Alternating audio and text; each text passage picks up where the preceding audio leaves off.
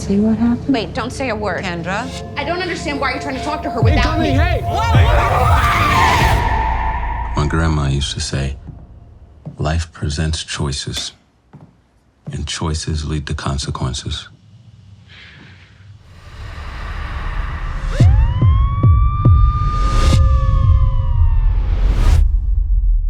First and foremost, my name is Nigeria Chambers from Big Gold Belt Media. Melissa and Nnamdi, thank you so much for your time today. Congratulations on your new film, The Knife, which is going to be in theaters August 15th. It's been a long road since Tribeca, but it's finally here. How you two doing? Doing great. Doing great. Thanks for having us. Absolutely, absolutely. Yeah, June 9th of 2024 to be exact. With Tribeca, Albert won Best Narrative Director and also Best Cinematography. Huge deal to debut your directorial debut at one of the biggest film festivals in the world. I know you're a humble guy, and was a stone cold killer on the field, but like ever since you stepped into this world, man, it's like a night and day difference. And but you're still creating magic wherever you go. So I will ask you for a moment to be unhumble and just really reflect on what you've been able to accomplish to this point, and how does it feel? It feels great. You know, I used to say I stumbled into this, but I started to realize I've been preparing for it for a while, you know, to get into this business in this type of way. I think this project specifically, I think it's crazy because I directed, co-wrote, starred, and produced, which was something I had never done. Crazy. And I think, like, I mean, it's the biggest accomplishment, and then to be able to do that with Melissa Leo, as you know, my actor in the film, who's won Academy Awards, and you know, and have her trust me. It's a big accomplishment. I'm proud of it. He's an incredibly trustworthy person. Trustworthy. Yeah. He trusts you, you trust him, and it's a happy team. Indeed, indeed.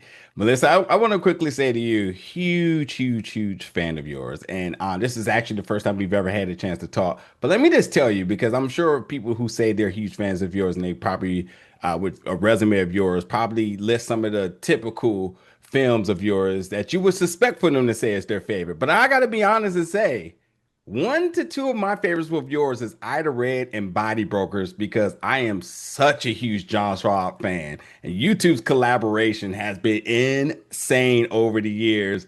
So when I saw you a part of this as being a fan of Nadia and seeing him step into this role, these mini roles, shall I say, for his directorial debut, I mean, it was like the stars aligned. I just knew it was going to be powerful and special. So I just want to say congratulations to this, and I hope you two establish a rapport down the line and do many more projects together. Oh, that would be a dream come true for me. I really enjoyed working with Nnamdi on the set, and we took the movie around many places this past year, sharing it in tour and stuff. And it's been a delight and special time to spend time with him. Special person. But thank you so much for the shout out to John. There's another one coming this fall about fentanyl crisis called King Ivory. Yeah. And we know how near and dear those conversations is with him. And as I mentioned, Ida Red and Body Brokers, two films I highly suggest people check out. Now, Nnamdi, listen, this is probably a long-winded question I'm going to say, but it needs to be said. So when you have a film and a plot and yet story like this is something you have to do yourself, because we understand the current state of Hollywood. And I would imagine studios saying and thinking, oh, that's not enough. That's not real. Disregard that. We don't want to push something like that. But we know how the smallest things, the smallest events, all the way up to the ladder to the biggest ones, can result in our fault, yet our demise, when it 1,000% wasn't. We all know how social injustice work and how it has historically been to us. And even when you truly should be the victim, you start off as the suspect. I want to know for you, when you said this is the story I want to be my directorial debut, what was the thought behind that? And what conversations are you hoping that people take away from it? I think it was an opportunity. First of all, it was an opportunity to work with Mark Duplass, who, you know, I had been a fan of for a long time, and he brought me a script, and we started to work together to enhance it. But the script had to go through a phase of getting to all the things that you just described. So it didn't start off that way. There was sort of a shell of that. But bringing my experience in life, I was able to find like the nuances and pull those out um, to make it something that was undeniable for me to want to direct. And I hope there is a conversation at the end of it, sort of like what you were saying about, what is right and what is wrong. One of the central themes of this film, I always want to entertain people. So it's going to be entertaining, it's going to be thrilling, it's going to be tense. But there's also, this undercurrent of masculinity and race and class, and like who gets to make the decisions in life, and choices and consequences. So all of that, I think by the time you're done with it, it's going to lead to a great conversation. And for me, if a film can live on through conversation, then it's done its job. Yeah, amen to that. And just to kind of double down on this a little bit here, because when I see a project like this, and within the first 10 minutes, I'm just emotionally connected because it's the realism of these things, the things that we know about, the things we talk about, the things we've been struggling with, the things that we hope to have more conversation about it, to normalize it, to make the change. And I instantly said to myself, and not to give anything away, no spoilers here, but I said to myself, like, these stories don't have happy endings. And I know y'all go to the theaters at times and y'all want the Disney ending and you want to be sent off good, but stories like this don't. I wasn't expecting it, and I hope you don't. But there is something to be made of it, because I think there's an aspect of this story that doesn't typically get exposed. And it is, what does that house, what is that home, what is that family, what is the youth, what is the effects of these events after it's all said and done? We know the whoever it is, the subject, and the story behind that. But what happens to the other folks that are around it, the support people, the ones that were almost the innocent bystanders at times? So I want to know for you, understanding how real these stories are, what was sort of the discussion about how you wanted to execute the ending of it? I think you hit it right on the head. These stories, a lot of times with stories, and they have their place, of course. Like, you want to come and have this ending where it's clean and okay, I got it. This makes sense. I can leave now. I have my popcorn. Everything was great. But in real life, it doesn't always end that way. You know what I mean? And it doesn't always end, I think, is the point. That it continues on. And that was the discussion about the ending with this was, do we put a stamp in it and have people go home, with a clear cut decision? Or do we leave, sort of the nuances of life in this story and make it true to form? And so that was the thing for me. I said, let's make it as true as possible. Yes, sir.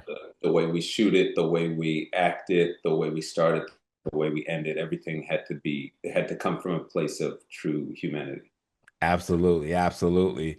Now, Melissa, again, as a fan of yours, I look back at some of your iconic roles, and I, of course, had to look back at Detective K. Howard from Homicide: Life on the Streets, and I was like, oh well, this right here is the prep for this type of role. But yet, you taking this to a whole nother level with Detective Carlsen. I want to know for you, because there's never a question about can you do the role. We know you're going to do the work. But I want to know from you, over the years of playing detective, being in this world, seeing sort of I want to say evolution, because that would imply that things were going forward, but the state of social injustice and how it decides to reel back more and more as time has passed. What was sort of the mental preparation to step into something that was very critical, very real, very much on the forefront of our screens every single day. And playing that to the as authentic as possible. Back when I did Homicide, we had actual homicide detectives, the homicide detectives that David Simon had spent a year with on the streets of Baltimore. And they were very close to all of us as we began. Eventually, they didn't quite understand we were making a TV show. And so we had to thank them for their good work and leave them behind. And the thing with the knife is that as real as it is, like you both are talking about, it's a story, it's a movie. And this genius thing that Nnamdi has done. This is not torn from the pages of but boy, is it real life right in your face. And nobody's ever, not you, not me, not he, acting 100% with grace. We can try, but life comes and does its thing. And so the subtleties in the film are just it's such an incredible thing to have watched it now with so many audiences in so many different places. And the conversation, man, it just keeps getting bigger. And I am so proud of that. I am so proud to be a part of it and to be invited into the conversation. And maybe every once in a while, people say to me after the movie, I hate you. But then they come in, give me a big hug because they know how I'm contributing to this story. Yeah. And so proud to be a part of it. I can't sing Nnamdi's praises enough. It just a remarkable director to work with. And acting, well, he does that pretty well too. Yes, he does. I truly, both of you all, congratulations on this. Thank you so much for the space and time today. This is a fantastic film, and you knew it back in 2024, but now that the world is going to be able to see it August 15th, just get ready for that wave of folks coming to you saying they love you and they hate you, Melissa. But at the same time, the work has been done, but the conversation is definitely getting started and going to be amplified even more based on you both contributions to it. So once again, The Knife in theaters August 15th. Nnamdi and Melissa, thank you so much for your time. Thank you very much. So much. Really appreciate it. Ridiculous.